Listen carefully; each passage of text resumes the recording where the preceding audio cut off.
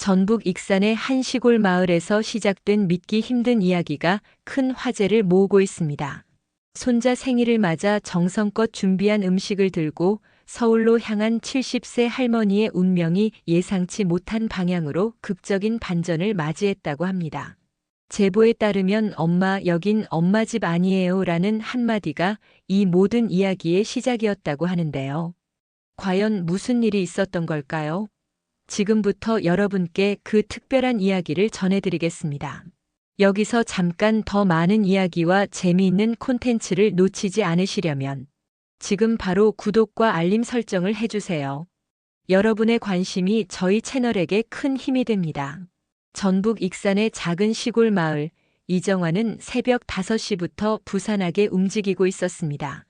오늘은 특별한 날이었거든요. 서울에 사는 딸 수진이 손자 지안이의 7번째 생일을 맞아 집에 오라고 했던 것입니다. 아이고, 우리 지안이가 벌써 7살이라니. 정화는 혼잣말을 하며 무쇠솥에 쌀을 안 쳤습니다. 손자를 마지막으로 본 게 언제였는지 기억도 나지 않을 정도였어요. 수진이가 서울 대형 병원 소아과 전문의로 바쁘게 일하다 보니 시골 엄마한테 연락할 시간이 없다는 걸 정화도 이해하고 있었습니다. 하지만 오늘은 달랐어요. 직접 전화를 걸어서 "엄마, 지안이 생일이니까 한번 올라오세요라고 했거든요. 그 말을 듣는 순간 정화의 가슴이 얼마나 뛰었는지 몰라요. 마치 20살 처녀가 첫 데이트 약속을 잡은 것처럼 설레더라고요. 그래, 우리 지안이한테 제대로 된 생일상을 차려줘야지. 정화는 이틀 전부터 장날을 기다렸습니다. 익산 중앙시장에 가서 가장 좋은 재료들만 골라 샀어요. 돼지갈비는 마블링이 예쁘게 들어간 것으로, 찹쌀은 올해 새로 나온 것으로, 마늘은 육종 마늘로 골라 담았죠. 시장 아주머니가 "정화야, 오늘 뭔 좋은 일 있나? 장 보는 게 예사롭지 않네라고 하자 정화는 환하게 웃으며 대답했습니다. "손자 생일이야. 서울서 할머니 오라고 하더라고." 그 말에 주변 상인들이 모두 부러워했어요.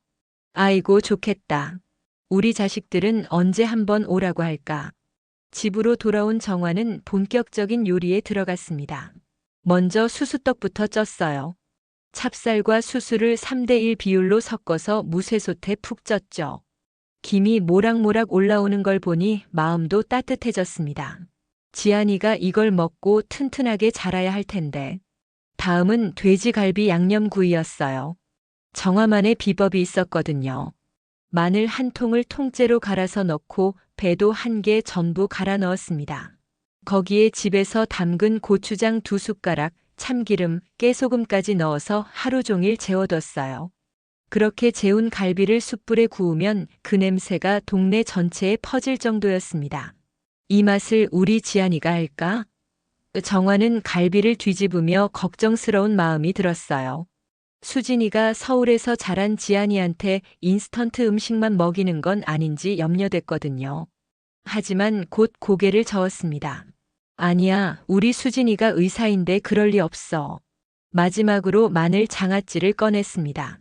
작년 가을에 담가서 1년 동안 삭힌 것이었어요. 아삭아삭한 식감과 달콤새콤한 맛이 일품이었죠. 정화는 이걸 지안이가 가장 좋아할 거라고 확신했습니다. 애들은 이런 아삭한 거 좋아하잖아. 모든 준비를 마치고 나니 저녁 8시가 다 되어 갔어요. 정화는 커다란 보온통 3개의 음식을 정성스럽게 담았습니다. 수수떡은 따뜻할 때 먹어야 맛있으니까 보온통 바닥에 뜨거운 물을 넣고 그 위에 접시를 올려놓았어요. 갈비구이도 식지 않게 알루미늄 호일로 꼼꼼히 싸서 담았죠. "내일 아침 일찍 출발해야겠다." 정화는 기차표를 다시 한번 확인했습니다. 익산역에서 오전 9시 30분 출발하는 KTX를 타면 서울역에 11시 40분에 도착할 예정이었어요. 거기서 지하철을 갈아타고 수진이네 아파트까지 가면 오후 1시쯤에는 도착할 수 있을 거라고 계산했습니다. 잠자리에 들기 전 정화는 오랜만에 손자 사진을 꺼내봤어요. 작년 추석 때 수진이가 보내준 사진이었습니다. 지안이가 한복을 입고 있는 모습이 너무 귀여워서 액자에 넣어뒀던 거예요. "우리 지안이 이제 7살이면 많이 컸겠다. 정화는 가슴이 두근거려서 잠이 잘 오지 않았습니다. 얼마 만에 가족들과 함께 하는 시간인지 몰라요. 특히 지안이와 함께 보낼 시간을 생각하니 벌써부터 행복했거든요. 내일은 지안이랑 뭘 하고 놀까? 옛날 이야기도 해주고 함께 게임도 하고. 새벽 5시에 일어난 정화는 서둘러 준비를 마쳤습니다. 평소보다 정성스럽게 화장도 하고 가장 좋은 옷도 골라 입었어요. 보온통 3개가 무거워서 택시를 불러 역까지 가기로 했습니다. 기사님, 익산역까지 부탁드려요. 정화는 설레는 마음으로 택시에 몸을 맡겼습니다. 창밖으로 보이는 익숙한 시골 풍경들이 지나가고 있었어요. 저기 저 논에서 수진이가 어릴 때 개구리를 잡으며 놀던 모습이 아직도 생생했습니다. KTX 안에서 정화는 내내 들뜬 마음을 가라앉히려 애썼습니다. 하지만 마음대로 되지 않더라고요. 손자를 만날 생각에 가슴이 계속 두근거렸거든요. 옆자리 승객이 어디 좋은 곳 가시나 봐요. 표정이 너무 밝으세요라고 말할 정도였으니까요. 손자 생일이라 서울 가는 길이에요. 정화는 수줍게 대답했습니다. 그러자 그 승객이 그럼 정말 기쁘시겠어요. 손자가 몇 살인데요? 라고 물어보더라고요. 7살이에요. 벌써 초등학생이라니 시간이 참 빠르죠. 서울역에 도착하자 정화는 깜짝 놀랐어요. 몇 년 사이에 역사가 완전히 달라져 있었거든요. 어디로 가야 할지 몰라서 한참을 헤맸습니다. 아저씨, 지하철 4호선은 어디로 가야 하나요? 역무원에게 물어보니 친절하게 길을 알려줬어요. 지하철을 3번이나 갈아타고 나서야 수진이네 아파트 단지에 도착할 수 있었습니다. 정화는 그 규모에 압도당했어요. 40층짜리 타워가 4동이나 서 있는 거대한 단지였거든요. 우리 수진이가 이런 곳에서 살고 있구나. 단지 입구에서부터 뭔가 다른 세계 같았어요. 경비원이 정장을 차려입고 서 있고 로비는 호텔처럼 화려하게 꾸며져 있었습니다. 정화는 자신의 시골 옷차림이 갑자기 초라해 보여서 괜히 어깨가 움츠러들더라고요. 몇 동 몇 호 가세요? 경비원이 물어봤을 때 정화는 더듬거리며 대답했습니다. 1203동 2405호요. 그러자 경비원이 거기는 최고층이네요. 엘리베이터로 40층까지 올라가시면 됩니다라고 했어요. 엘리베이터 안에서 정화는 보온통 3개를 다시 한번 확인했습니다. 음식이 식지 않았나 걱정되어서요. 다행히 아직 따뜻했어요. 지안이가 맛있게 먹어줄 거야. 정화는 속으로 중얼거렸습니다. 40층에 도착해서 2405호를 찾아갔어요. 문 앞에 서니 갑자기 긴장이 되더라고요. 1년 넘게 보지 못한 딸과 사위, 그리고 손자를 만난다는 게 설레면서도 떨렸거든요. 정화는 깊게 숨을 한번 쉬고 초인종을 눌렀습니다. 누구세요? 인터폰에서 수진이의 목소리가 들려왔어요. 하지만 뭔가 이상했습니다. 예전처럼 따뜻한 목소리가 아니라 차갑고 경계하는 듯한 톤이었거든요. 수진아, 엄마야. 지안이 생일 선물 가지고 왔어. 잠시 침묵이 흘렀습니다. 그리고 잠깐만요라는 말과 함께 인터폰이 끊어졌어요. 정화는 가슴이 이상하게 답답해지는 걸 느꼈습니다. 왜 이렇게 차가운 반응인지 이해할 수 없었거든요. 몇 분 후에 문이 열렸어요. 하지만 수진이가 아니라 사위인 지훈이 나타났습니다. 정화는 반가워서 사위야 안녕 하고 인사했는데 지훈의 표정은 별로 반갑지 않아 보였어요. 무표정한 얼굴로 정화를 위아래로 훑어보더니 아이고 어머니 뭐 이렇게 짐이 많으세요? 라고 했습니다. 그 말투에서 정화는 순간 움찔했어요. 분명히 존댓말이긴 했지만 뭔가 귀찮다는 뉘앙스가 느껴졌거든요. 지안이 생일이라고 음식 좀 만들어 왔어. 무겁지 않아, 괜찮아. 정화는 애써 밝게 웃으며 대답했습니다. 지우는 보온통들을 보더니 고개를 저었어요. 에어컨 바람에 음식 냄새가 섞이면 안 되는데. 그 말을 들은 정화는 가슴이 덜컥 내려앉았습니다. 자신이 정성껏 만든 음식을 냄새라고 표현하다니요. 들어와 어머니. 지우는 마지못해 문을 활짝 열었어요. 정화가 현관에 들어서자 눈이 휘둥그레졌습니다. 거실이 자신의 집 전체보다 넓어 보였거든요. 천장도 높고 벽면 전체가 통유리로 되어 있어서 서울 시내가 한눈에 보였어요. 우와, 정말 높다. 정화는 감탄사를 내뱉었습니다. 하지만 지우는 별다른 반응을 보이지 않았어요. 오히려 슬리퍼 신으시고요라고 하며 현관 구석을 가리켰습니다. 거기에는 일회용 슬리퍼가 놓여 있었어요. 정화는 순간 당황했습니다. 예전에 수진이네 집에 갔을 때는 편안한 실내화를 준비해 뒀었거든요.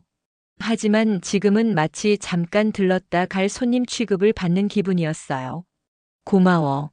정화는 억지로 웃으며 일회용 슬리퍼를 신었습니다. 거실로 들어가니 수진이가 소파에 앉아 있었어요. 하지만 일어나서 반기지도 않고 그냥 고개만 끄덕였습니다. 엄마 왔네요. 그 말투마저 어딘지 모르게 거리감이 느껴졌어요. 예전에 엄마 하고 달려와서 안기던 딸의 모습은 온데간데 없었습니다. 수진아, 그동안 잘 지냈어? 정화는 다가가서 딸의 손을 잡으려 했어요. 하지만 수진이는 자연스럽게 손을 빼더니 음식 냄새 때문에 환기 좀 시켜야겠어요 라고 하며 창문을 열기 시작했습니다. 그 순간 정화는 깨달았어요. 자신이 가져온 음식이 이 집에서는 환영받지 못한다는 걸 말이죠. 정성껏 만든 수수떡과 갈비구이, 마늘 장아찌가 이들에게는 그저 냄새나는 짐일 뿐이었던 거예요. 그때였습니다. 안방에서 할머니 라는 밝은 목소리가 들려왔어요. 지안이었죠. 정화의 가슴이 벌렁 뛰었습니다. 1년 넘게 듣고 싶었던 그 목소리였거든요. 지안아. 정화는 반사적으로 손을 벌리며 손자를 맞았어요. 지안이는 파자마 차림으로 달려와서 정화의 품에 폭 안겼습니다. 그 순간 정화의 눈가에 눈물이 맺혔어요. 작년에 봤을 때보다 훨씬 키가 자랐더라고요. 할머니 진짜 왔네. 엄마가 올 거라고 했는데 진짜 왔어. 지안이는 신이 나서 정화의 주위를 뱅글뱅글 돌았습니다. 그 모습을 보니 정화의 마음이 금세 따뜻해졌어요. 역시 손자는 다르더라고요. 그럼 할머니가 우리 지안이 생일에 안 올 수 있겠어? 선물도 가져왔는데. 정화는 지안이의 볼을 쓰다듬으며 말했습니다. 지안이의 눈이 반짝반짝 빛났어요. 정말? 뭐야? 빨리 보여줘. 하지만 그때 수진이가 끼어들었습니다. 지안아, 너무 시끄럽게 하지 마. 아래층에서 올라올 거야. 차가운 목소리였어요. 지안이는 금세 목소리를 낮췄지만 여전히 들떠 있었습니다. 할머니, 내 생일 선물이야? 지안이는 보온통들을 가리키며 물었어요. 정화는 웃으며 고개를 끄덕였습니다. 응, 할머니가 직접 만든 거야. 지안이가 좋아할 만한 것들로 골라서 말이야. 보온통을 열자 김이 모락모락 올라왔어요. 수수떡의 고소한 냄새가 거실에 퍼졌습니다. 지안이는 우와 하고 감탄했지만 수진이와 지훈의 표정은 점점 굳어갔어요. 이게 뭐야, 할머니? 지안이는 수수떡을 신기하게 바라봤습니다. 이건 수수떡이야. 할머니가 어릴 때 먹던 떡인데 몸에 정말 좋아. 지안이가 이걸 먹으면 더 튼튼해질 거야. 정화는 따뜻한 수수떡 한 조각을 지안이 손에 올려줬어요. 지안이가 한 입 베어 물자 맛있어. 라고 외쳤습니다. 정화의 얼굴에 환한 미소가 피어올랐어요. 그치? 할머니가 우리 지안이 생각하면서 정성껏 만든 거야. 하지만 수진이가 다가와서 지안이 손에서 떡을 빼앗았어요. 지안아, 이런 거 먹으면 안 돼. 너 요즘 소화비만 경계라고 했잖아. 그리고 정화를 향해 돌아서서 말했습니다. 엄마, 지안이 요즘 채식 위주로 먹이고 있어요. 이런 자극적인 음식은 좀. 정화는 당황했어요. 자극적이라니? 이건 그냥 쌀이랑 수수로 만든 건데. 하지만 수진이는 고개를 저었습니다. 엄마는 모르시겠지만 요즘 아이들 식단 관리가 얼마나 중요한지 아세요? 지안이 또래 중에서도 체중이 많이 나가는 편이거든요. 지안이는 아쉬운 표정으로 수수떡을 바라봤어요. 엄마, 조금만. 할머니가 만들어주신 건데. 하지만 수진이는 단호했습니다. 안 돼. 너 오늘 이미 간식 먹었잖아. 정화는 마음이 무너지는 걸 느꼈습니다. 손자를 위해 정성껏 만든 음식을 이렇게 거부당할 줄은 꿈에도 몰랐거든요. 그럼 갈비구이는 어때? 단백질이 풍부해서 성장기 아이들한테 좋은데. 두 번째 보온통을 열자 돼지갈비의 고소한 냄새가 올라왔어요. 지안이는 또다시 우와 냄새 좋다. 고 외쳤습니다. 하지만 지훈이 얼굴을 찌푸렸어요. 이거 마늘 냄새가 좀 심한데요. 집안의 냄새가 다 배겠네. 마늘은 몸에 좋잖아. 감기도 예방하고. 정화가 변명하듯 말했지만 지우는 고개를 저었습니다. 어머니, 요즘에는 이런 냄새 나는 음식 잘 안 먹어요. 특히 아이들은 더더욱 그렇고요. 수진이도 거들었어요. 맞아요. 지안이 학교에서 친구들이 냄새 난다고 놀릴까봐 걱정되거든요. 요즘 애들은 예민해서. 그 말을 들은 정화는 할 말을 잃었습니다. 세 번째 보온통을 열었을 때는 더 심했어요. 마늘 장아찌에 톡 쏘는 냄새가 올라오자 지훈이 바로 이건 너무하네요 라고 말했습니다. 어머니, 이런 건 시골에서나 먹는 거 아닌가요? 서울 사람들은 이런 거 잘 안 먹어요. 정화는 가슴이 먹먹해졌어요. 1년 동안 정성껏 삭힌 장아찌를 이렇게 취급받을 줄이야. 이건 전통 음식이야. 우리 조상들이 먹던. 하지만 말끝을 잇기가 어려웠습니다. 지안이만은 달랐어요. 할머니, 나는 먹고 싶어. 냄새가 맛있게 나는데? 하지만 수진이가 재빨리 지안이를 제지했습니다. 지안아, 안 된다고 했잖아. 할머니 마음은 고맙지만 우리는 우리 방식대로 살아야 해. 그 순간 정화는 깨달았어요. 자신이 가져온 모든 것들이 이 집에서는 환영받지 못한다는 걸 말이죠. 시골의 정성과 전통이 서울에서는 그저 냄새나고 자극적인 것으로 치부되고 있었어요. 그래도 할머니 마음만은 받을게, 지안아. 정화는 손자의 머리를 쓰다듬으며 억지로 웃었습니다. 지안이는 아쉬운 표정으로 할머니 미안해. 엄마가 안 된다고 해서. 라고 말했어요. 수진이는 보온통들을 주방 구석으로 밀어두며 말했습니다. 엄마 마음은 정말 고마워요. 하지만 요즘 시대에는 이런 음식들이 좀 냉장고에도 들어가지 않을 것 같고. 그 말에 정화는 더 이상 할 말이 없었어요. 지안이는 할머니의 표정이 슬퍼 보인다는 걸 눈치챘나 봐요. 할머니 괜찮아. 나중에 할머니 집에 가면 먹을게. 그 말에 정화는 간신히 미소를 지었습니다. 그래, 우리 지안이가 시골에 놀러 오면 맛있는 거 많이 해줄게. 하지만 수진이는 고개를 저었어요. 지안이는 학원도 많고 바빠서 시골까지 가기는 힘들 것 같아요. 차가운 현실이었습니다.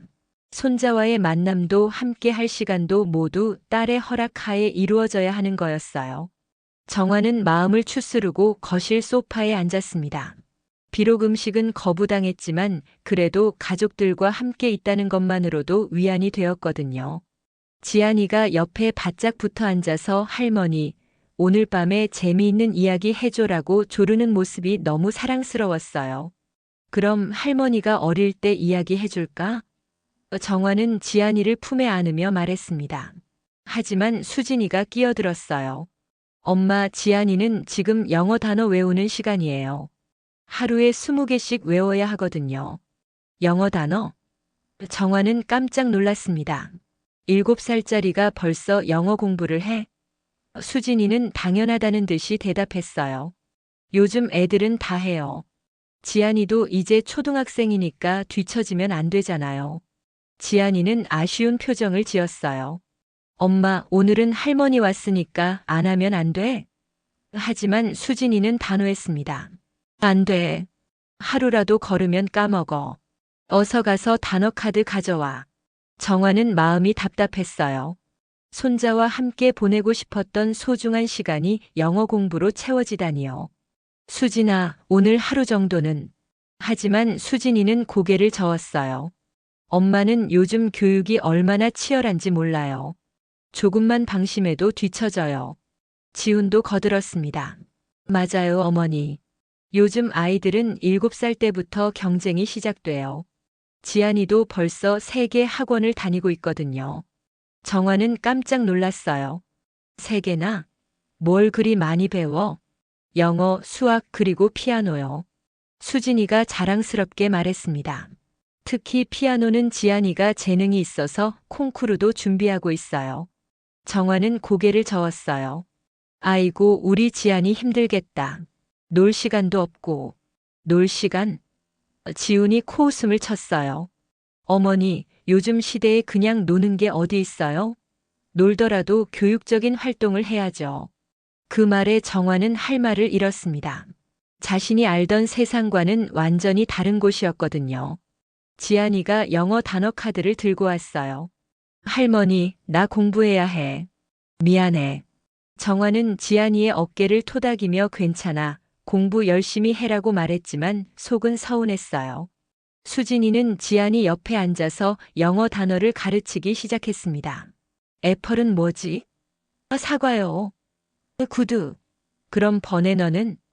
바나나요. 정화는 그 모습을 보며 복잡한 마음이 들었어요. 손자가 똑똑해지는 건 좋지만 왜 이렇게 마음이 허전할까요? 1시간 정도 지나자 지안이가 하품을 했어요. 엄마 졸려. 하지만 수진이는 아직 10개 더 남았어. 끝까지 해야지라고 했습니다. 정화는 참다 못해 말했어요. 수진아, 아이가 피곤해 보이는데 오늘은 그만하면 어떨까? 그러자 수진이가 찬물을 끼얹듯 말했습니다. 엄마, 교육에 대해서는 엄마가 관여하지 마세요. 저희가 알아서 할게요. 그 말에 정화는 가슴이 뜨끔했어요. 마치 남의 일에 끼어들지 말라는 뜻으로 들렸거든요. 저녁 시간이 되자 수진이가 배달 음식을 주문했어요. 오늘은 일식으로 할까요? 지안이가 연어 좋아하잖아. 정화는 조심스럽게 물었습니다. 내가 가져온 음식은 안 먹을 거야? 수진이는 난감한 표정을 지었어요. 엄마, 솔직히 말하면 저희 입맛에는 좀 안 맞아요. 지훈이 거들었습니다. 어머니가 만든 음식이 맛없다는 게 아니라 저희는 담백한 걸 선호해서요. 특히 지안이는 기름진 음식 먹으면 소화가 안 되거든요. 정화는 고개를 끄덕일 수밖에 없었어요. 배달 음식이 오자 식탁에 둘러앉았습니다. 하지만 정화만 어색했어요. 연어 초밥과 우동, 그리고 각종 일식 반찬들이 차려져 있었거든요. 정화는 젓가락 사용법부터 헷갈렸어요. 이걸 어떻게 먹는 거야? 지안이가 웃으며 할머니, 이렇게 해라고 보여줬습니다. 하지만 정화는 젓가락질이 서툴러서 연어가 자꾸 떨어졌어요. 지훈이 한숨을 쉬며 포크 드릴까요? 라고 했지만 정화는 괜찮아, 천천히 할게라고 대답했습니다. 식사 중에 수진이가 말했어요. 엄마, 요즘 시골 생활은 어때요? 많이 외롭지 않아요? 정화는 그럭저럭 지내고 있어. 이웃들도 있고 텃밭 가꾸는 재미도 있고라고 대답했습니다. 하지만 지훈이 고개를 저었어요. 어머니, 혼자 살기에는 나이가 너무 많아요. 양로원이라도 알아보시는 게 어떨까요? 그 말에 정화는 깜짝 놀랐습니다. 양로원이라니? 나는 아직 건강해. 지금은 건강하셔도 나이가 나이인데요. 수진이도 거들었어요. 만약에 쓰러지시기라도 하면 어쩌려고요? 시골에는 병원도 멀고. 정화는 기가 막혔어요. 자신을 벌써 양로원에 보내려고 하다니요. 나는 내 집에서 살고 싶어. 정화가 단호하게 말하자 지훈이 한숨을 쉬었어요. 어머니, 고집 부리지 마시고 현실적으로 생각하세요. 혼자 사는 게 얼마나 위험한지 아세요? 그때 지안이가 끼어들었어요. 할머니는 할머니 집에 살아야지. 나도 할머니 집 좋아해. 하지만 수진이가 지안이를 제지했습니다. 지안아, 어른들 대화에 끼어들지 마. 정화는 더 이상 참을 수 없었어요. 너희들이 날 걱정해 주는 건 고맙지만 내 인생은 내가 결정할게. 하지만 지훈이 냉정하게 말했습니다. 어머니, 감정적으로 생각하지 마시고 합리적으로 판단하세요. 식사를 마치고 정화는 화장실에 갔어요. 거울 속 자신의 모습이 초라해 보였습니다. 시골 할머니가 서울 와서 민폐만 끼치고 있는 것 같았거든요. 눈물이 나려고 했지만 꾹 참았어요. 화장실에서 나온 정화는 마음을 다잡으려 했습니다. 그래도 가족이니까 서로 이해하려 노력해야 한다고 생각했거든요. 거실로 돌아가니 지안이가 소파에 앉아서 텔레비전을 보고 있었어요. 지안아, 뭐 보고 있어? 정화는 손자 옆에 앉으며 물었습니다. 화면에는 만화가 나오고 있었는데 로봇들이 싸우는 내용이었어요. 할머니, 이거 재미있어. 로봇이 변신도 하고. 정화는 지안이와 함께 텔레비전을 보며 시간을 보내고 싶었어요. 하지만 만화 내용이 너무 자극적이어서 걱정이 되더라고요. 지안아, 이런 거 말고 다른 거 볼까? 할머니가 좋아하는 프로그램이 있는데. 지안이는 뭔데? 라고 물었고 정화는 리모컨을 들어서 채널을 돌렸습니다. 교육방송에서 하는 우리나라 전통 문화 다큐멘터리가 나오고 있었어요. 한옥의 아름다움과 전통 음식 만드는 과정을 보여주는 프로그램이었죠. 우와, 저 집 예쁘다. 지안이가 화면 속 한옥을 보며 감탄했어요. 그치? 예전에 우리 조상들이 살던 집이야. 할머니도 어릴 때 이런 집에서 살았어. 정화는 반가워서 지안이에게 설명해주기 시작했습니다. 저기 보이는 게 마루야. 여름에는 시원하고 겨울에는 따뜻해. 그리고 저 굴뚝에서 나오는 연기는. 정화가 열심히 설명하는데 지안이도 진짜 관심을 보였어요. 할머니, 나도 저런 집에서 살아보고 싶어. 하지만 그때 수진이가 다가왔습니다. 뭘 보고 있어? 화면을 보더니 바로 얼굴을 찌푸렸어요. 지안아, 이런 거 왜 봐? 시간 낭비야. 그리고는 곧바로 리모컨을 빼앗아서 채널을 돌렸습니다. 엄마. 지안이가 항의했지만 수진이는 들은 척도 안 했어요. 채널을 영어 교육 프로그램으로 돌리더니 이거 봐야지. 지안이 뇌 발달에는 영어 프로그램이 필수야. 정화는 당황했어요. 수진아, 지안이가 재미있게 보고 있었는데. 하지만 수진이는 고개를 저었습니다. 엄마, 요즘 아이 교육이 얼마나 중요한지 몰라요. 이런 옛날 프로그램 보는 건 시간 낭비라고요. 옛날 프로그램이라니? 정화는 기가 막혔어요. 이건 우리 전통 문화에 대한 거야. 지안이가 자기 뿌리를 알아야 하는 거 아니야? 하지만 수진이는 단호했습니다. 그런 건 나중에 배워도 돼요. 지금은 영어가 우선이에요. 화면에서는 외국인 선생님이 영어로 노래를 부르고 있었어요. 지안이는 재미없어 보이는 표정으로 화면을 바라봤습니다.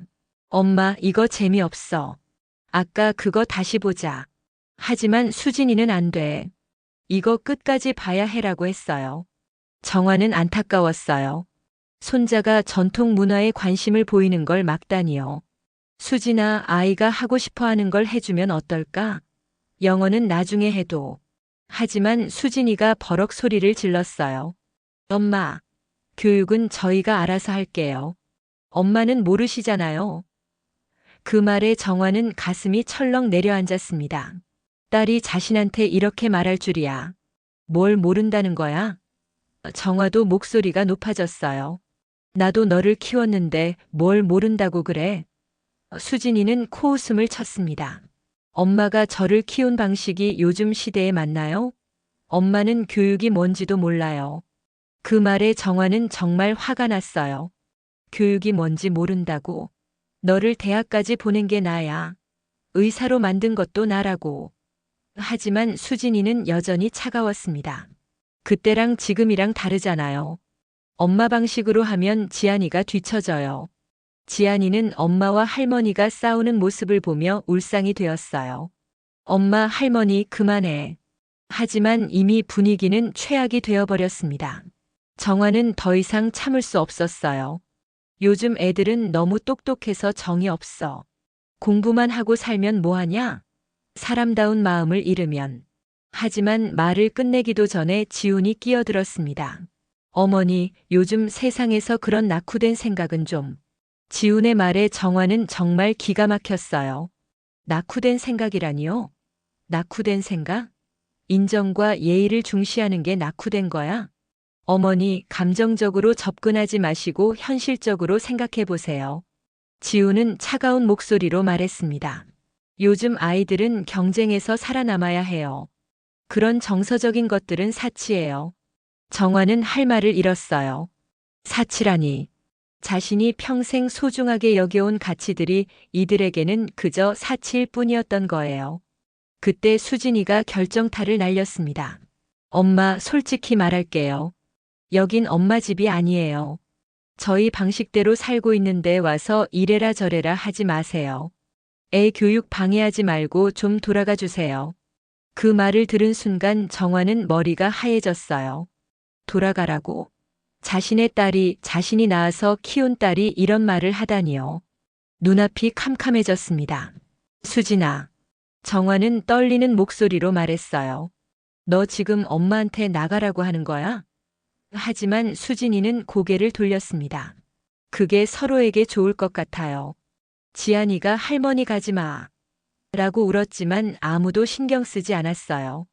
정화는 가슴이 미어지는 것 같았습니다. 자신이 이 집에서 환영받지 못한다는 걸 분명히 깨달았거든요. 알겠어. 정화는 떨리는 목소리로 말했어요. 내가 나갈게.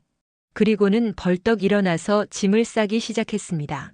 손이 너무 떨려서 제대로 쌀 수도 없었어요.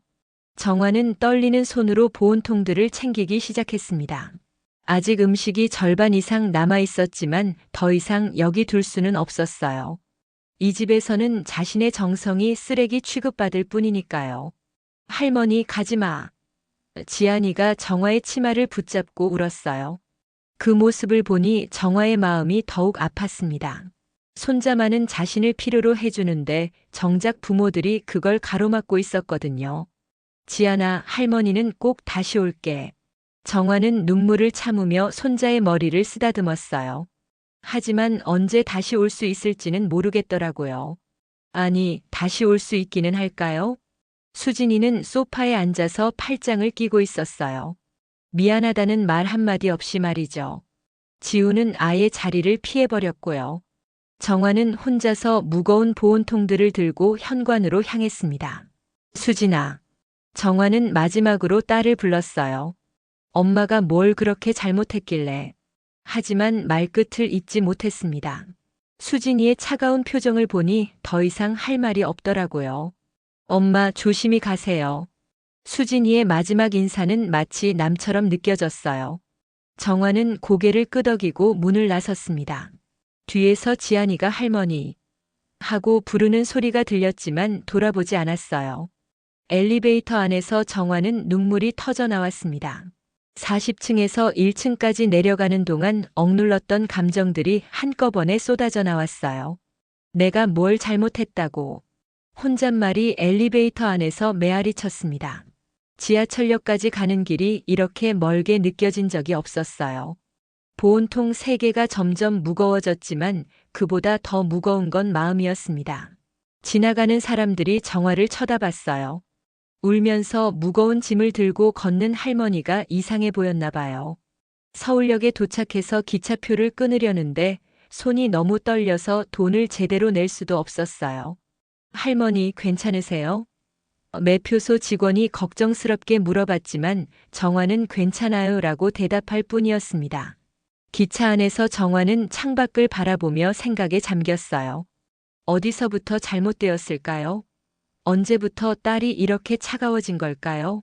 수진이가 의대에 들어가고 전문의가 되고 서울에서 결혼하면서부터였을까요? 나는 분명히 좋은 엄마였는데.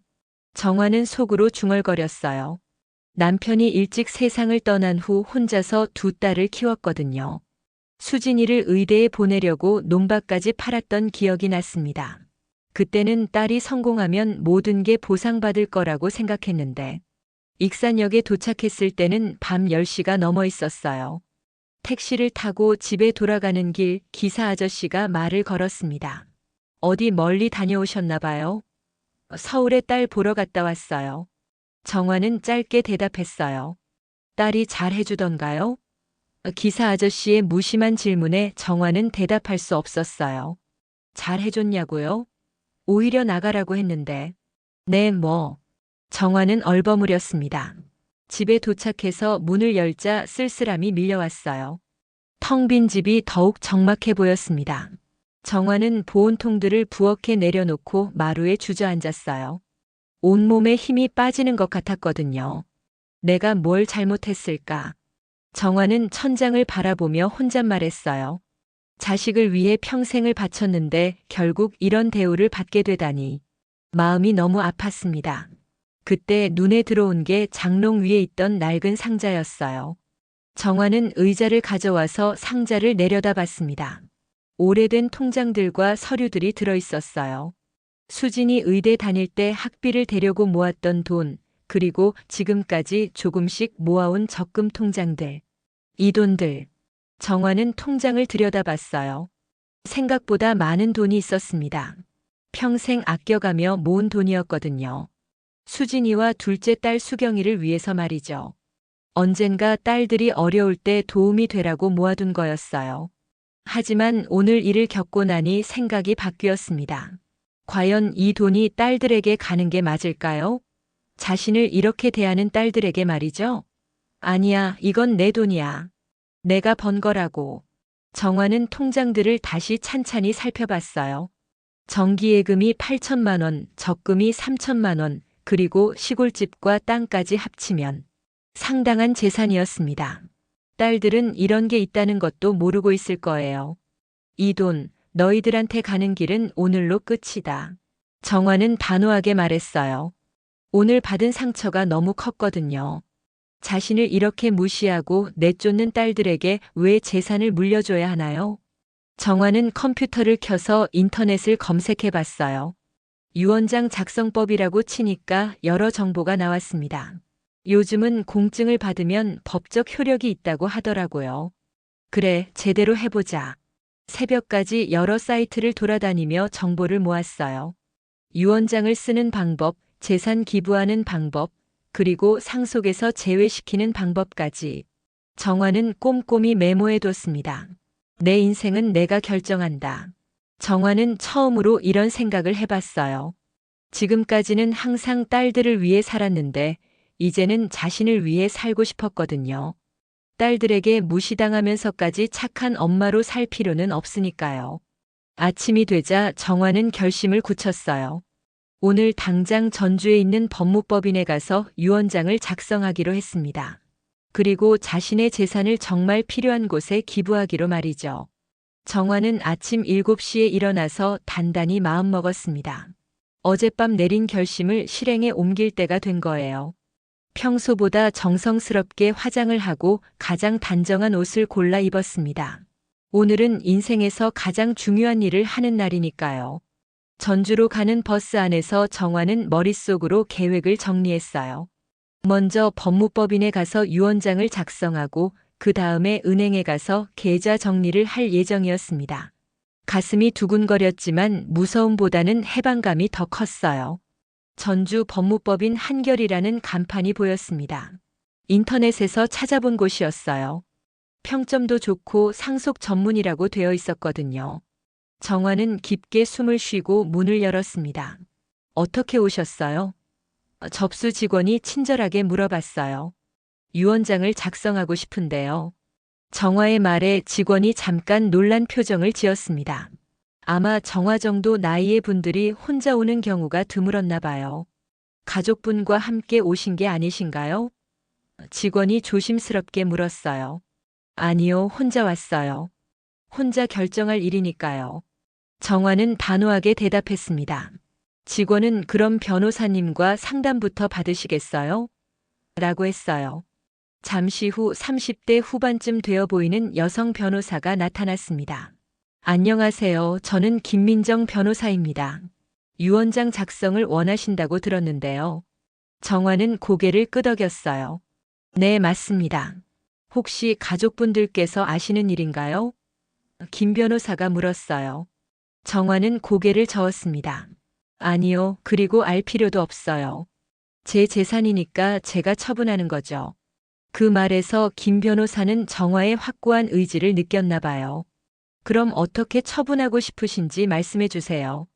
김 변호사가 펜을 들고 기다렸어요. 정화는 차근차근 말하기 시작했습니다. 제가 가진 모든 재산을 한부모 가정 장학재단과 농촌지역 여자아이 장학기금에 기부하고 싶어요. 김 변호사가 깜짝 놀랐어요. 전부 다요? 자녀분들께는 아무것도 안 남기시고요? 정화는 쓸쓸하게 웃었습니다. 딸들은 이미 충분히 성공했어요. 더 이상 제 도움이 필요 없다고 하더라고요. 하지만 법적으로 유류분이라는 게 있어서 김 변호사가 설명하려 했지만 정화가 손을 들었어요. 그것도 알아봤어요. 최소한만 남기고 나머지는 다 기부하면 되죠? 김 변호사는 정화의 준비성에 놀란 표정을 지었습니다. 손자는 어떻게 하실 건가요? 김 변호사가 물었어요. 정화는 잠깐 생각에 잠겼습니다. 지안이만큼은 달랐거든요.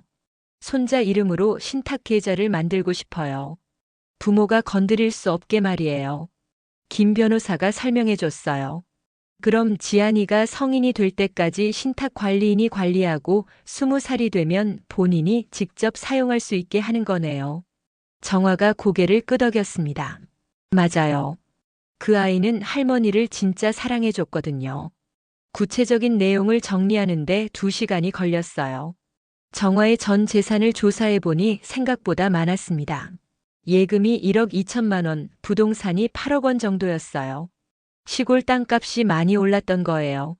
그럼 지안이한테는 5천만 원을 신탁으로 하고 두 딸한테는 각각 100만 원씩만 남기시는 거네요. 김 변호사가 확인했어요. 나머지 10억 3천만 원은 모두 장학재단에 기부하시고요. 정화는 확신에 찬 목소리로 대답했어요. 네, 맞습니다. 제가 받은 사랑만큼만 나눠주는 거예요. 김 변호사는 정말 확실하신 건가요? 한번 공증받으면 바꾸기 어려워요라고 마지막으로 확인했습니다. 확실해요. 오히려 이렇게 하니까 속이 시원해요. 정화의 말에 김 변호사도 더 이상 말리지 않았어요. 그럼 유언장을 작성하겠습니다. 공증인도 오늘 오후에 가능하다고 하네요. 유언장 작성이 끝나고 정화는 은행으로 갔어요. 신탁 계좌를 만들기 위해서였습니다. 은행 직원도 처음에는 당황했지만 법무법인에서 받은 서류를 보고 나서야 절차를 진행해 줬어요. 할머님 정말 대단하세요. 젊은 여직원이 감탄했어요. 손자분이 정말 행복하시겠어요. 정화는 웃으며 대답했습니다. 지안이는 할머니를 진짜 사랑해 줬거든요. 그 마음에 보답하는 거예요. 모든 절차를 마치고 나니 오후 5시가 되었어요. 정화는 전주 시내를 걸으며 마음이 한결 가벼워진 걸 느꼈습니다. 수십 년간 짊어지고 있던 짐을 내려놓은 기분이었거든요. 카페에 들어가서 커피를 마시며 정화는 앞으로의 계획을 세워봤어요. 이제 나를 위해 살아보자. 지금까지는 항상 딸들을 위해 희생했지만 이제는 자신만의 시간을 가지고 싶었어요. 핸드폰을 꺼내서 인터넷 검색을 해봤습니다. 실버마을, 노인 공동체, 건강한 노년 같은 키워드로 말이에요. 그러다가 고창에 있는 소나무 실버마을이라는 곳을 발견했어요. 홈페이지를 들어가 보니 바다가 가깝고 공동체 생활을 하면서도 개인 프라이버시는 보장되는 곳이었어요. 무엇보다 거기 사시는 분들이 모두 활기차 보였습니다. 함께 텃밭도 가꾸고 책도 읽고 서로 도우며 사는 모습이 인상적이었어요. 여기다. 정화는 마음을 정했어요. 익산의 집을 정리하고 고창으로 이사하기로 했습니다. 새로운 곳에서 새로운 사람들과 함께 남은 인생을 살아보고 싶었거든요. 집으로 돌아가는 버스 안에서 정화는 창밖을 바라봤어요. 노을이 지고 있었습니다. 마치 자신의 옛 인생이 저물고 새로운 인생이 시작되는 것 같았어요. 수진아, 고마웠어. 덕분에 진짜 자유가 뭔지 깨달았다. 정화는 속으로 딸에게 말했어요. 원망하는 마음보다는 오히려 감사한 마음이 들었습니다. 만약 어제 일이 없었다면 계속 착한 엄마 역할만 하다가 인생이 끝났을 테니까요. 그로부터 한 달 후 정화는 고창 소나무 실버 마을에서 새로운 삶을 시작하고 있었습니다. 바다 냄새가 나는 바람과 함께 아침을 맞는 게 이렇게 상쾌할 줄 몰랐어요. 창문을 열면 바로 앞에 소나무 숲이 보이고 그 너머로 서해바다가 반짝이고 있었거든요. 정화 언니, 오늘도 일찍 일어났네요. 옆집에 사는 김순자 할머니가 인사를 건넸어요. 순자는 정화보다 3살 많은 73인데도 정화를 언니라고 불렀습니다. 나이보다는 이곳에 먼저 온 순서로 서열이 정해지는 특별한 문화였어요. 순자야, 오늘 바다에 갈까? 정화는 웃으며 대답했어요. 이곳에 온 지 한 달 만에 정화는 완전히 달라졌습니다. 표정도 밝아지고 말투도 편해졌어요.